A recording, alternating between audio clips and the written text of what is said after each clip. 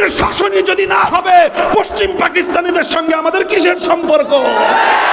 আমরা শুধু কোরআনী শাসনের জন্য তোমাদের সঙ্গে ঐক্যবদ্ধ হয়েছিলাম।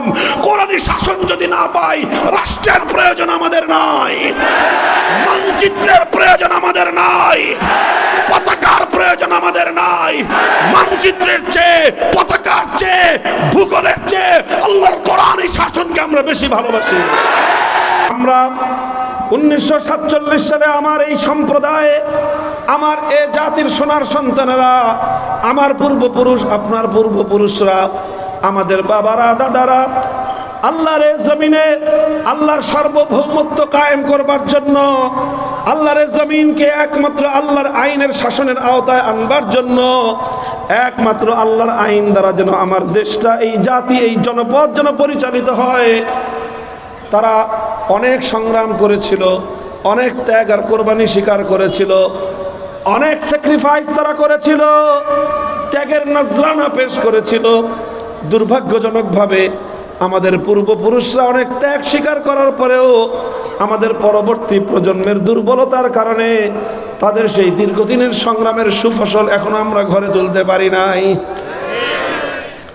দেখেন 1947 সালে যখন ব্রিটিশরা এই দেশ থেকে চলে যায়, দেশটা যখন বিভক্ত হয়, ভারতবর্ষ দুই ভাগে ভাগ হলো। একটা ভাগ ভারত, আর একটা ভাগ হলো পাকিস্তান। কেন দুই ভাগে ভাগ হয়েছিল? মুসলমানরা একটা দাবি তুলেছিল, গোটা ভারতবর্ষের মুসলমানরা। সেই দাবিটা হলো এই যে যদি আমরা এইভাবে হিন্দু মুসলিম একসঙ্গে দেশ বানাই, তাহলে যেটা হবে সেটা হলো হিন্দুরা যেহেতু সংখ্যাগরিষ্ঠ, কাজেই মুসলমানরা তাদের প্রাণের দাবি, প্রাণের চাহিদা, যে তাদের ভূমি, তাদের ভূখণ্ড আল্লাহর আইনের দ্বারা শাসিত হওয়া, এই চাহিদা তাদের পূরণ হবে না। এই জন্য মুসলমানরা চাইল আমরা আমাদের এই প্রাণের চাহিদা পূরণ করে আমরা আল্লাহর আইনের অধীনে শাসিত হব, কোনো মানবরচিত তন্ত্রমন্ত্রের দ্বারা আমরা পরিচালিত হব না। এই ছিল আমার আপনার এই বিশাল বঙ্গ জনপদের মুসলমানদের বর্তমান প্রজন্মের পূর্বপুরুষদের একান্ত চাহিদা। এই চাহিদার কারণে তাদেরকে অনেক ত্যাগ স্বীকার করতে হয়েছে। গোটা ভারত, এই উপমহাদেশে, ভারতবর্ষে অন্য কোনো সম্প্রদায়, অন্য কোনো এলাকার, অন্য কোনো দেশের, অন্য কোনো অঞ্চলের মুসলমানদেরকে এতটা ত্যাগ আর স্বীকার করতে হয় নাই যেটা এই বঙ্গ অঞ্চলের, তৎকালীন পূর্ববঙ্গ, পরবর্তী পূর্ব পাকিস্তান, বর্তমান বাংলাদেশ, এই অঞ্চলের মুসলমানদেরকে যতটা ত্যাগ আর কোরবানি স্বীকার করতে হয়েছে। কলকাতা ছিল আমাদের বাড়ির কাছে, ভারত ছিল আমাদের চারিপাশে ঘিরে, দিল্লি ছিল আমাদের কাছে, কিন্তু বাড়ির কাছের কলকাতাকে লাথি মারলাম, দিল্লিকে তালাক দিলাম, চতুর্পাশের ভারতকে আমরা ত্যাগ করলাম, 2000 কিলোমিটার দূরত্বের পশ্চিম পাকিস্তানিদের সঙ্গে আমরা গাঁটছড়া বাঁধলাম। কিসের জন্য? পশ্চিম পাকিস্তানিদের সাথে আমাদের এই দেশের পূর্বপুরুষদের আলাদা কোনো প্রীতি ছিল না, আলাদা কোনো ভালোবাসার প্রেম ছিল না। শুধু একটা জিনিস ছিল, ওরাও মুসলমান, আমরাও মুসলমান, সংখ্যাগরিষ্ঠ মুসলিম অধ্যুষিত এলাকায় আল্লাহর কোরআন হবে সংবিধান, ইসলাম হবে শাসন ব্যবস্থা। শুধু এই জন্য বাড়ির কাছের ভারতকে ছেড়ে 2000 কিলোমিটার দূরের পশ্চিম পাকিস্তানিদের সঙ্গে আমরা এক রাষ্ট্র গঠন করেছিলাম। এই রাষ্ট্র গঠনে অনেক মানুষ ছিলেন একসঙ্গে। রাষ্ট্র গঠনের এই প্রাথমিক পর্যায়ে শেখ মুজিবুর রহমান সাহেবও এই দাবির পক্ষেই ছিলেন। পরবর্তীতে তিনি আদর্শচ্যুত হয়েছেন, পরবর্তীতে তিনি তার আদর্শ থেকে বিচ্যুত হয়েছেন। সাফ কথায় বললে তিনি হেদায়েতের পথ থেকে গুমরাহ হয়েছেন। আরো অনেকেই গুমরাহ হয়েছেন, ওনার নামটা বললাম কারণ পরবর্তীতে ওনার আলোচনা এবং ওনার ভূমিকা অনেক অনেক আলোচিত ছিল, এই জন্য বললাম। হয় ওনার পূর্বের ভূমিকা যদি সঠিক হয়ে থাকে, পরবর্তী ভূমিকা ছিল ভুল, আর পূর্বের ভূমিকা যদি, পরের ভূমিকা যদি সঠিক হয়ে থাকে, পূর্বের ভূমিকা ছিল ভুল। আমরা মনে করি তার পূর্বের ভূমিকাটাই সঠিক ছিল, পরবর্তী ভূমিকাটা ভুল ছিল, পথচ্যুতি ছিল, বিভ্রান্তি ছিল, গুমরাহি ছিল তার। 1947 সালে এই অঞ্চলের জনপদের মুসলমানরা বাড়ির কাছের ভারত, দিল্লি আর কলকাতাকে ছেড়ে পশ্চিম পাকিস্তানিদের সঙ্গে গাঁটছড়া বেঁধেছিল একটা কথার উপরেই।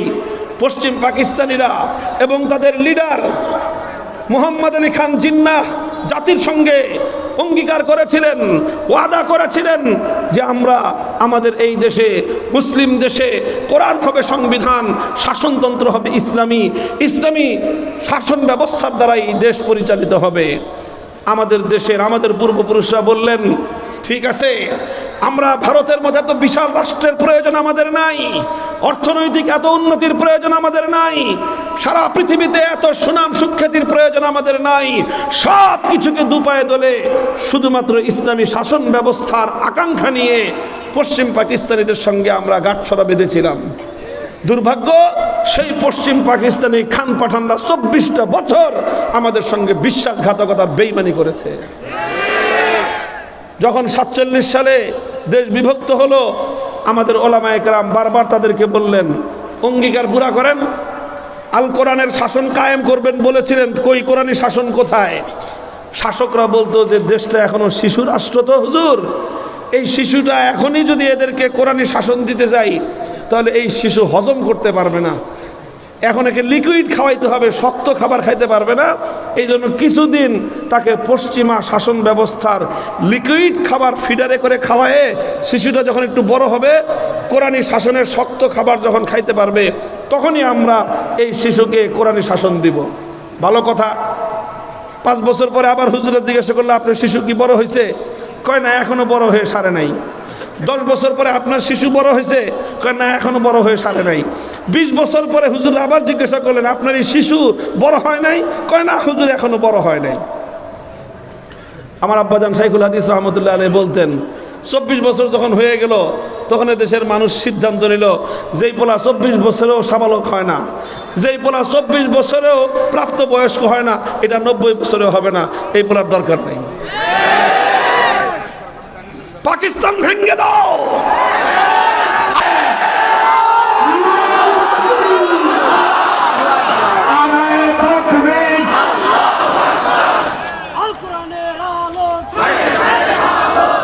উনিশশো 1970-এর জাতীয় নির্বাচনের সময় তখন শেখ মুজিবুর রহমান সাহেব ভালো একটা কাজ করলেন, মনে হয় তার জীবনের সবচেয়ে পুণ্যময় কাজটা তিনি 70-এর নির্বাচনের সময় করলেন। তিনি বললেন যে আমাদের আওয়ামী লীগের নৌকা প্রতীকে যদি আপনারা ভোট দেন, আমি জাতির সঙ্গে ওয়াদা করতেছি, প্রতিশ্রুতি দিচ্ছি, কোরআন সুন্নাহ বিরোধী কোনো আইন আমরা করব না। কোরআন সুন্নাহ বিরোধী কোনো আইন না করার অর্থই হলো সার্বভৌম ক্ষমতাকার আল্লাহ। তিনি এই কথা ঘোষণা দিলেন। আরে ভাই, এটা শুধু আমার মুখের কথা না, ইতিহাসের কথা। বাংলাদেশের স্বাধীনতার ইতিহাস পড়েন, 1970 সালের আওয়ামী লীগের নির্বাচনী ইশতেহার পাঠ করেন, দেখেন যদি সেখানে সেই কথা না পান, ওয়াজ করা বন্ধ করে দিব।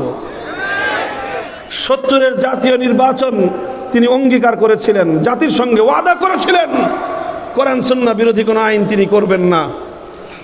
এরপরে জনগণ তাদেরকে ভোট দিলেন, মানে একদম বাক্স ভরে দিলেন, উপচে দিলেন। গোটা বাংলাদেশ ঝাঁপায় পড়ল নৌকার পক্ষে। নিরঙ্কুশ সংখ্যাগরিষ্ঠতা তিনি পেলেন। পশ্চিম পাকিস্তানিরা ক্ষমতা দিল না তাকে, না দিয়ে 25শে মার্চ 71-এর ভয়াল কালো রাতে আমাদের দেশের উপর হামলে পড়ল। 26শে মার্চ স্বাধীনতার যুদ্ধ ঘোষণা হলো। 9 মাসের রক্তক্ষয়ী মুক্তিযুদ্ধের পর 1971-এর 16ই ডিসেম্বর বাংলাদেশ স্বাধীন হলো। আর এই পূর্ণ সময়টা শেখ মুজিবুর রহমান সাহেব পশ্চিম পাকিস্তানের জেলখানায় বন্দিত্ব থাকলেন, আপ্যায়িত হইলেন।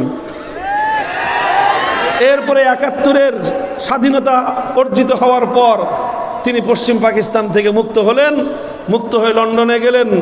ভারতের প্রধানমন্ত্রী শ্রীমতী ইন্দিরা গান্ধীর সঙ্গে একান্তে কথোপকথন হলো, আলাপ আলোচনা হলো। দেশে ফিরবার সময় শ্রীমতী ইন্দিরা গান্ধী তৎকালীন ভারতের প্রধানমন্ত্রী শেখ মুজিবুর রহমান সাহেবের মুজিব কোটের পকেটের মধ্যে একটা চিরকুট ধরায় দিলেন। এই পকেট মানে হলো প্রতীকী কথা বলতেছি, পকেটেই ঢুকাইছি এটা কোনো জরুরি না, মানে ওনাকে একটা ছোট্ট চিরকুট ধরায় দিলেন। ওই চিরকুটের মধ্যে মূল কথা যেটা ছিল সেটা হলো এই, তোমার দেশের সংবিধান হবে ভারতের সংবিধান, অর্থাৎ ভারতের সংবিধানের যে মূলনীতিগুলো, যাদেরকে আমরা 1947 সালে ত্যাগ করেছিলাম, তালাক দিয়েছিলাম, সেই ভারত 1947 সালে আমাদের কাছে পরাস্ত হওয়ার পর 71 সালের যুদ্ধের পর তারা আবার সেই কালনাগিনীর মতো আমাদেরকে ছোবল মারার জন্য তারা তাদের রাষ্ট্রের সংবিধানের মূল 4 নীতি, জাতীয়তাবাদ, ধর্মনিরপেক্ষতাবাদ, গণতন্ত্র, সমাজতন্ত্রের মূলনীতিগুলোকে বাংলাদেশের রাষ্ট্রের সংবিধানের মূলনীতি বানানোর জন্য শেখ মুজিবকে কানে কানে ফুসলিয়ে দিলেন। শ্রীমতী ইন্দিরা গান্ধীর কথায় শেখ মুজিবুর রহমান সাহেব দেশে ফিরে এসে 1970-এর যেই নির্বাচনের উপর ভিত্তি করে 71-এর স্বাধীনতা হলো, যেই নির্বাচনের উপর ভিত্তি করে 71-এর গণপরিষদ গঠিত, 71-এর সংসদ গঠিত হলো, যেই নির্বাচনের ফলাফলের ভিত্তিতে বাংলাদেশ রাষ্ট্রের স্থায়িত্ব হলো, বাংলাদেশ রাষ্ট্র স্থাপিত হলো, তিনি সেই 70-এর জাতীয় নির্বাচনের সময় জাতির সঙ্গে কৃত ওয়াদা এবং অঙ্গীকার ভুলে গিয়ে সর্বপ্রথম তিনি সংবিধানের মধ্যে কুফরি ধর্মনিরপেক্ষতা মতো একটি কুফরি মতবাদকে অন্তর্ভুক্ত করে জাতির সঙ্গে গাদ্দারি করলেন। এটাকে গাদ্দারি বলা ছাড়া কোনো উপায় নাই। যদি আপনি কোরআনের সংবিধান না দিবেন, যদি আপনি ইসলামকে মাইনাস না করবেন, তাহলে কেন 70 সালে জাতির সঙ্গে ওয়াদা করেছিলেন কোরআন সুন্নাহ বিরোধী আইন করবেন না? 72-এ সংবিধান তৈরি করে বাংলাদেশে ইসলামী রাজনীতি নিষিদ্ধ করে দিলেন। তিনি তো ইসলাম কায়েম করবেনই না। কেউ যেন ইসলামী আন্দোলন করতে না পারে, ইসলামকে রাষ্ট্রীয় পর্যায়ে কায়েম করার রাজনৈতিক দল না করতে পারে, সেজন্য আইন করে দেশের সমস্ত ইসলামিক রাজনৈতিক দলগুলোকে নিষিদ্ধ করে দিলেন। এবং এর প্রায়শ্চিত্ত তিনি করলেন 75 সালের 15ই আগস্ট। এরপরে 75-এর 15ই আগস্টের পরে অনেক কাহিনী ঘটলো। যারা আসলেন তারা প্রথম দিকে মুসলমানদের ম্যান্ডেটকে একটু শ্রদ্ধা জানানোর চেষ্টা করলেন, সংবিধানের শুরুতে বিসমিল্লাহির রহমানির রহিম সংযুক্ত করলেন, মহান আল্লাহর উপর অবিচল আস্থা এবং বিশ্বাসকে অন্তর্ভুক্ত করে ধর্মনিরপেক্ষতাবাদকে মাইনাস করে দিয়ে বাংলাদেশে ইসলামী রাষ্ট্র প্রতিষ্ঠার জন্য রাজনীতি করবার অধিকারকে ফিরিয়ে দিলেন।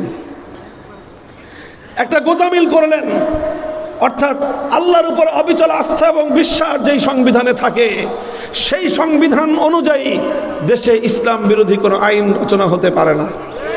কিন্তু তারা অনেক আইন, অনেক নীতিমালা কোরআন সুন্নাহ বিরোধী তারা করে গেলেন।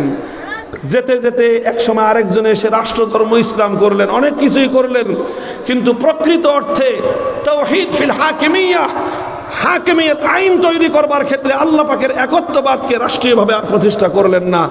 এই চলতে চলতে আবার আসলো 2008 সাল, 2009 সাল, আবার সেই ফ্যাসিবাদ বাংলাদেশের কাদের উপর চেপে বসলো। 72 থেকে 75-এর সেই কালো শাসন আবার এদেশের মানুষের উপর আসলো। এবার আর 3 বছর নয়, এবার থাকলো 15 বছর। এই 15 বছরে আল্লাহর উপর অবিচল আস্থা এবং বিশ্বাসকে সংবিধান থেকে উৎখাত করে দিয়ে আবার সেই কুফরি ধর্মনিরপেক্ষতাকে সংবিধানে ফিরিয়ে আনলেন। আর আল্লাহর জমিনে ধীরে ধীরে ধীরে ধীরে ইসলাম প্রতিষ্ঠার, ইসলামী শাসন প্রতিষ্ঠার যতগুলো চেষ্টা ছিল, সমস্ত চেষ্টাকে গলা টিপে হত্যা করবার পায়ে তারা চালালেন। ইসলামী শাসনতন্ত্র নাম নিয়ে বাংলাদেশে রাজনীতি করবার দুয়ার বন্ধ হয়ে গেল। আল্লাহর সার্বভৌমত্বের কথা সংবিধানে থাকায় ইসলামী রাজনৈতিক দলকে হাইকোর্ট থেকে নিষিদ্ধ ঘোষণা করা হলো। করে করে গোটা বাংলাদেশটাকে শিরকের একটা অভয়ারণ্যে পরিণত করা হলো। গোটা বাংলাদেশকে শিরকের সংস্কৃতি তথা মূর্তি দিয়ে গোটা বাংলাদেশকে ভরে ফেলবার পায়ে তারা চলল। বাংলাদেশ যেটা, যার রাজধানী, পৃথিবীতে একমাত্র শহর, ঢাকার শহরকে বলা হয় মসজিদের শহর, সেই মসজিদের নগরের কপালে কপালে, মসজিদের নগরের মোড়ে মোড়ে মূর্তি বসিয়ে এটাকে মূর্তির শহরে পরিণত করবার চেষ্টা করলেন। আর ঢাকার প্রান্তে ধোলাইখালে, সেখান থেকে যেখান থেকে বাংলাদেশের সর্ববৃহৎ মেগা দুর্নীতির মেগা প্রজেক্ট পদ্মা সেতুর প্রজেক্ট শুরু হয়, ওর মাথার উপর বিশাল এক দেবতার মূর্তি বসানোর আয়োজন করলেন। বিশাল এক দেবতার মূর্তি, আকাশ ছোঁয়া দেবতার মূর্তি বসানোর জন্য বেদি তৈরি করলেন। সেই বেদি তৈরির ভাবসাব দেখে ঢাকার তৌহিদি জনতা প্রতিবাদ করলো।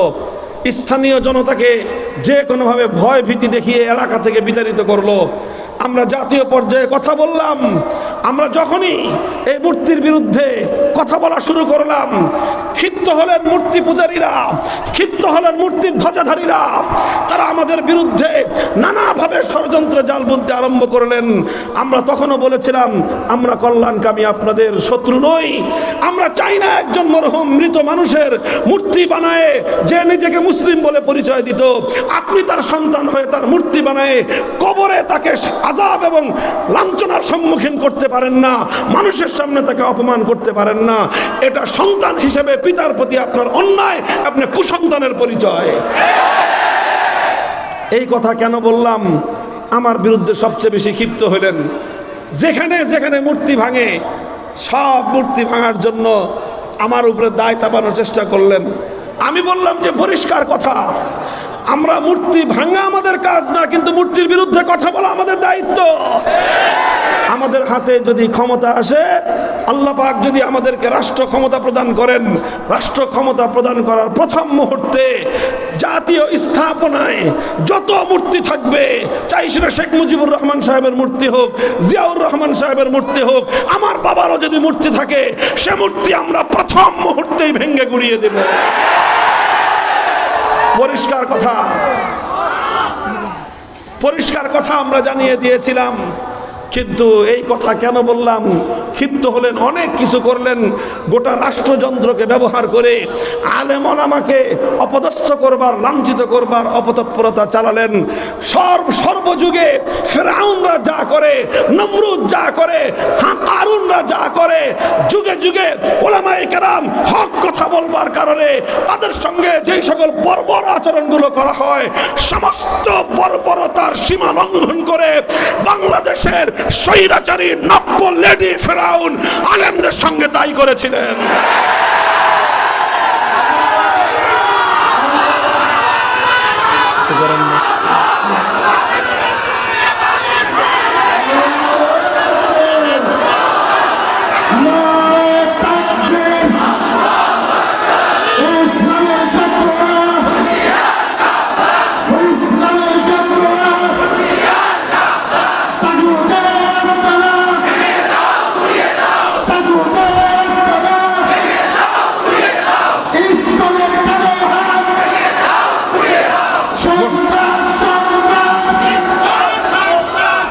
মোহতারাম হাজিরিন, কথা যেটা বলতেছিলাম, এই প্রসঙ্গে আমার আলোচনা শেষ। বলতে চাই এখন আবার, এই ফ্যাসিবাদ বিরোধী 5ই আগস্টের মহান বিপ্লবের পর, যেই বিপ্লবের 1 ঘন্টার ব্যবধানে গোটা বাংলাদেশের স্বতঃস্ফূর্ত তৌহিদি জনতা, কোনো নেতার নেতৃত্বের প্রয়োজন হয় নাই, কোনো আলেমেরও বক্তব্যের প্রয়োজন হয় নাই, কারো কমান্ডার অপেক্ষা না করে 1 ঘন্টার মধ্যে শাহজালালের পবিত্র বাংলাকে মূর্তির অপবিত্রতা থেকে মুক্ত করে দিয়েছে। আমাদের এই সব কথা হলো মুসলিম জাতির এই জাতীয় স্থাপনাগুলো মূর্তি নিয়ে, আমরা হিন্দু ধর্মাবলম্বী সংখ্যালঘুদের তাদের মূর্তি নিয়ে আমাদের কোনো বক্তব্য নাই। সেখানে আমাদের একটাই বক্তব্য, দাওয়াত, যে দেখো তোমরা শিরকের পথে আসো, জাহান্নামের পথে, একত্ববাদের পথে ফিরে আসো, ঈমান এবং ইসলামকে গ্রহণ করো। এছাড়া তাদের মূর্তির ব্যাপারে আমাদের কোনো বক্তব্য নাই। তোমরা তোমাদের মন্দিরে মূর্তি বানাও, সেই মূর্তি ভাঙার কথা আমরা কোনোদিনও বলি নাই, বলবো না। মোহতারাম বসেন। এখন আমাদের পরিষ্কার একটা কথা হলো এই, আজ এখন বাংলাদেশে একটা সংস্কারের আওয়াজ উঠেছে, একটা সংস্কারের বাতাস চলছে। এই সংস্কারের সময়ে আমরা আমাদের বক্তব্য জাতীয়ভাবে স্পষ্ট ভাষায় তুলে ধরতে চাই। সেটা হলো এই যে সাংবিধানিকভাবে বাংলাদেশকে আল্লাহর সার্বভৌমত্বকে উপেক্ষা করে যে এই যে শিরকি আইন তৈরি করবার যে অভিশপ্ত ধারায় বাংলাদেশের 18 কোটি মুসলমানদেরকে যে বন্দী করে রাখা হয়েছে, আমরা এখন এই বন্দিত্ব থেকে স্বাধীনতা চাই, আমরা মুক্তি চাই। আমরা চাই সংবিধান সংস্কার যখন হবে, সেখানে একটা ধারা সংযুক্ত থাকতে হবে, যেই ধারাটা যে কোনো ভাষায় হোক তার সারমর্ম এটা থাকবে যে মুসলমানদের এই বাংলাদেশে আল্লাহর আইনের বিরুদ্ধে কোনো আইন চলবে না, কোনো নীতিমালা চলবে না, কোনো বিধান চলবে না। কোনো বিধান থাকলে সেটা বাতিল গণ্য হবে, কোনো নীতিমালা থাকলে সেটা অকার্যকর বলে গণ্য হবে। চাই সেই নীতিমালা জাতিসংঘের হোক, চাই সেই নীতিমালা সার্কের হোক, চাই সেই নীতিমালা দেশের ভিতরের অথবা বাইরে হোক, আল্লাহর কোরআন এবং নবীর সুন্নাহ বিরোধী কোন আইন, কোন নীতি বাংলার মাটিতে চলবে না।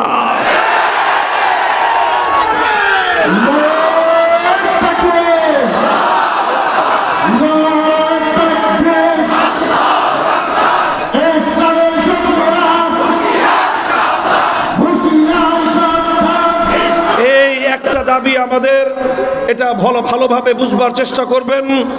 রাষ্ট্র রাজনীতির সঙ্গে যারা জড়িত, আমাদের দাবি পরিষ্কার। আমরা এটা চাই, আমরা মনে করি 5ই আগস্টের বিপ্লব এই দাবি উত্থাপন করার জন্য বাংলাদেশে অনুকূল পরিবেশ তৈরি করে দিয়েছে।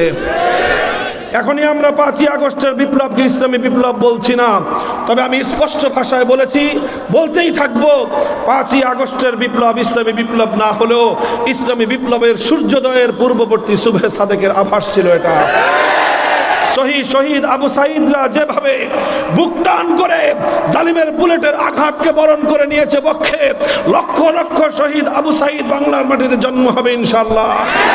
শহীদ সাইফুল ইসলাম আলিফদেরকে তোমরা হত্যা করে তাওহীদের জাগরণ বন্ধ করে দিতে পারবে না। আজ বাংলাদেশে ঢাকা বিশ্ববিদ্যালয়, প্রত্যেকটি পাবলিক এবং প্রাইভেট বিশ্ববিদ্যালয়গুলো থেকে আমাদের সন্তানেরা একত্ববাদ এবং তাওহীদের চেতনা নিয়ে রাজপথে নেমে আসছে। বাদ ভাঙে জোয়ার স্তব্ধ করে দিতে পারবে না ইনশাআল্লাহ। মাদ্রাসার ছাত্র, আরে এগুলো তো রিজার্ভ ফোর্স। সর্বশেষ ইনশাআল্লাহ বিপ্লবের জন্য তৈরি হও। আলেম সমাজ প্রস্তুতি গ্রহণ করেন, জাতিকে নেতৃত্ব দিতে হবে ইনশাআল্লাহ। এদেশ থেকে কোরআন বিরোধী, ইসলাম বিরোধী প্রতিটি অপশক্তির শেকড় সদ্য উপরে ফেলতে হবে। ওদের গাত্রদাহ শুরু হয়ে গিয়েছে, অন্তর্জালা শুরু হয়েছে।